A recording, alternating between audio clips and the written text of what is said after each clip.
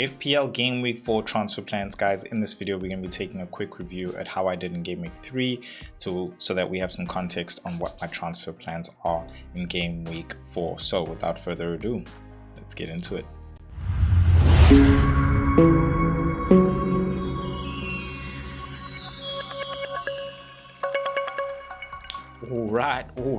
All right, guys. I just want to say thank you so much for an amazing month in August, guys.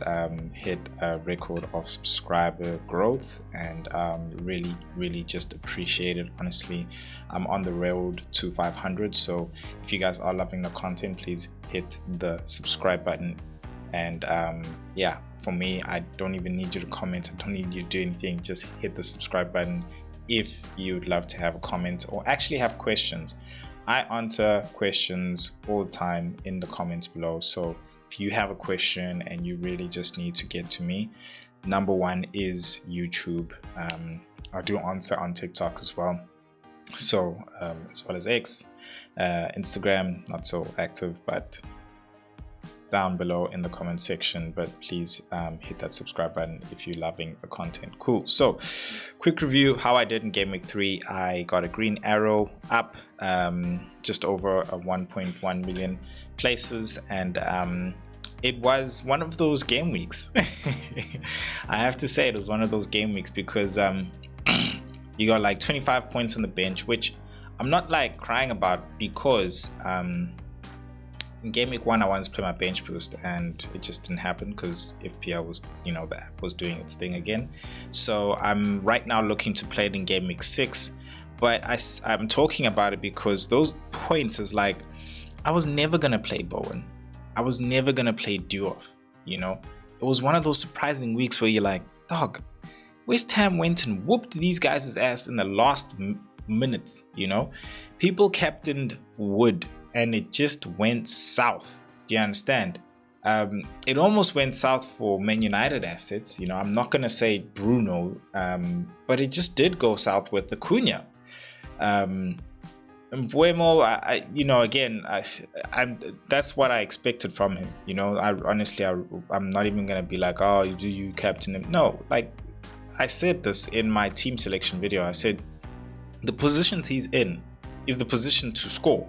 So I don't expect anything else from him, and in that position as well, he can highly assist, whereas Bruno and Cunha were the ones more so really always getting in positions to assist rather than score, take shots there and there.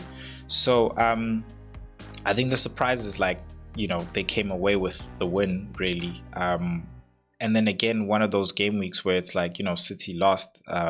It could have been bad for Haaland owners, but Haaland's Haaland, bro. Like if there's a goal scored, it's Haaland's like involved, whether he's assisting or he's scoring the goal. Mamouche like was doing his thing in the box and he just grabbed that. So another one of those game weeks. We didn't expect anything else from Watkins and crew. It's just like surprising how this is that fixture run for them to really put their mark on the league, because when they get their bad fixture run, it's going to be like, guys, you had those games where you could, get those points, but now you got a tough opposition. So it's questions to like what to do with those assets from Aston Villa, and whether or not you should be really starting to think about taking out, West Ham assets, because now they're looking good, they're looking better. They brought in Fernandes from Southampton and he played in the 10, and clearly they were just looking a lot better.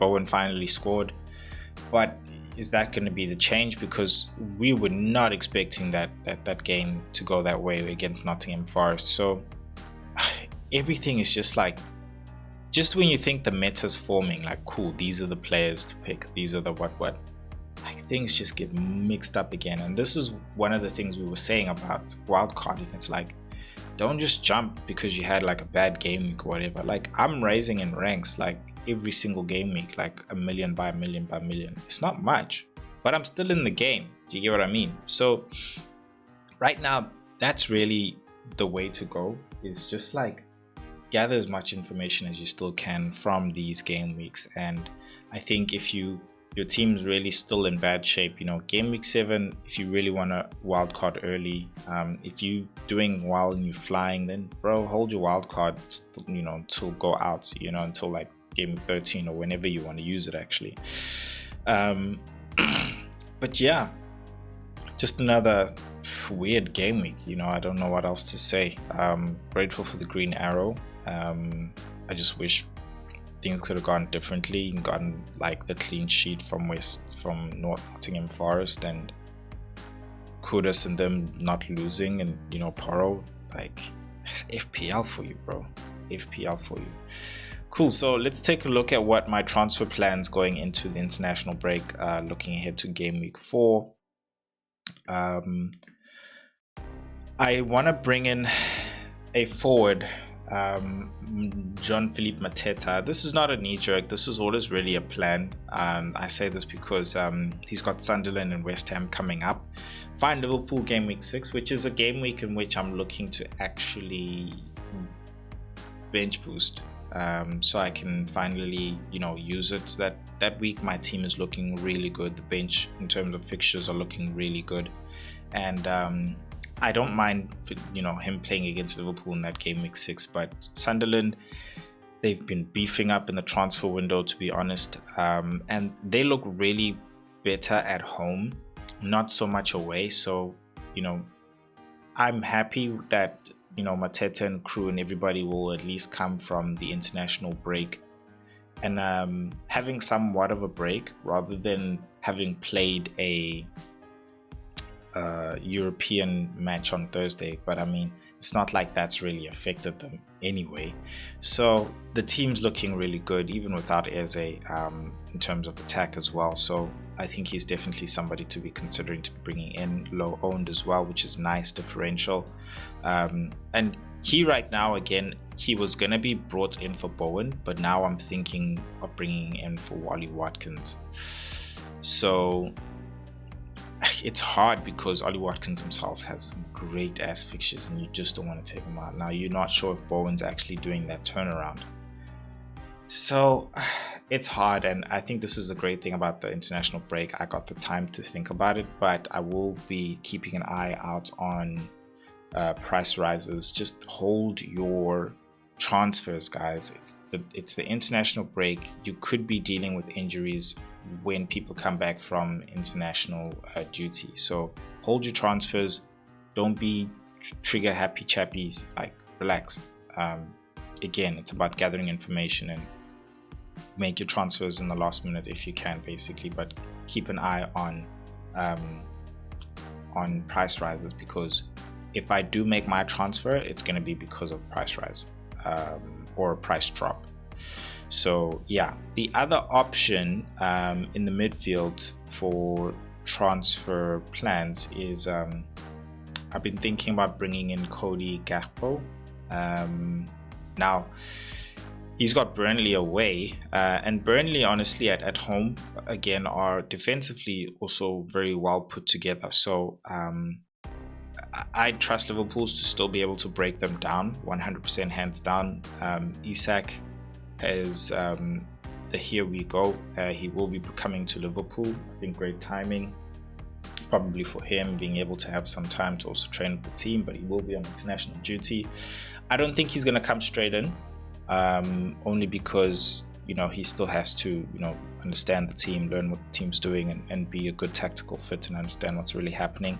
So he'll most likely be coming off the bench. Ekitike owners, I think you don't have to worry all that necessarily. You can still start Ekitike for the Burnley game, but I think by the round of Crystal Palace, you should start seeing Isak starting to integrate more so into the team. He'll definitely come off the bench for Burnley and Everton.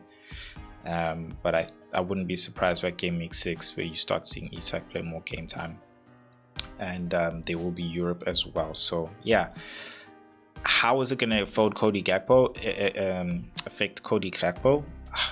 I'm not sure. Again, this is that thing about, you know, like waiting and seeing, you know. So I got 2 free transfers. I'm thinking of just using one, and the safest one to use is Mateta. Cody Gakpo, I was thinking of taking out Anderson because they're playing Arsenal. It just helps me also free up a Nottingham Forest spot for potentially bringing in, you know, either an attacker like Wood if I want to, but just seeing how the team also does in gel, and then seeing how I can reinvest that if I want to into a Nottingham Forest asset in the future, because they do have a good fixture for game week 6 as well, so for my bench boost. So yeah, we'll see about that. But Cody Gakpo, also looking at him as more of a replacement for Wirtz, because eventually I will take Wirtz out in game week 6. Want to be able to have that Liverpool cover. Yeah, it's tough, man. It's so tough, not even lie to you. But time will help me and tell me exactly where I should move and make the moves. More likely gonna be making just that one transfer, but right now it mostly looks like Mateta would be that transfer. But let's see what my team is currently looking like right now for game week 4. So I would start with Vicario in goals. He's playing against West Ham. I expect him to do better, but they are playing away, so it could be, you know, shifty. Porro's also going to be playing. I think he's just a better option than the defense right now. Aston Villa against Nottingham Forest, so I got Tarkowski starting there, who could give me some DEFCON. And then I've got 8 Nori starting there as well at home against Man United. I expect them to do well, but City's lost 2 games in a row now, so it's questionable. Got Mbeumo there, hoping he could be the one to get something out of that. Wirtz there playing against Burnley, and then Kudus as well against West Ham, and Mamouche as well, who seems to be coming into the team a lot more. And again, he is being that threatening player, getting that assist. He will get his goal, I know he will. Just hoping I still have him by then. Bowen with the captaincy armband, only because if I bring Mateta in for Bowen, I will be captaining Mateta. Like, that's going to happen. It is part of the strategy, moving these first few game weeks without Haaland and Salah as the captainers, of course. So the captain for this game week, apart from Salah, I think the next best captain is Mateta against Sunderland.